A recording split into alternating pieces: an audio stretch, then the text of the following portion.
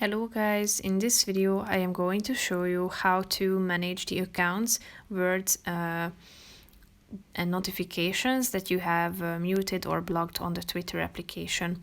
But first I just want to mention, don't forget to subscribe to my channel because at 10,000 subscribers I am going to show you my whole YouTube revenue statistics and growth strategy, how to make money online. So let's jump into it. First of all, open the application on your phone. Tap on the search icon down below, which is the second option. Click on the settings icon in the upper right corner and then tap on this arrow in the upper left corner. Scroll down till you find the privacy and safety section and click on mute and block.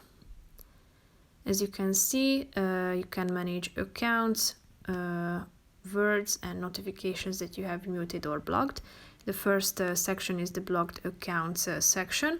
Here are all of the users that you have blocked. If you want to unblock them, just tap on the blocked button and now they are unblocked. So click on the this arrow in the upper left corner in order to see who are the muted accounts. If you want to unmute them, tap on this icon and tap on unmute. Go back to the previous section. Here you can add muted words, so click on this button down below in the right side corner. Here you should select where would you like to mute them from, such as home timeline, notifications from anyone or from people you don't follow. And also you can select the mute timing, such as forever, 24 hours, 7 days or 30 days. Click on save, but you can also enter words or phrases at the top.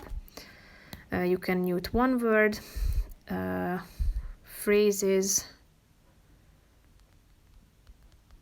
and also usernames as well,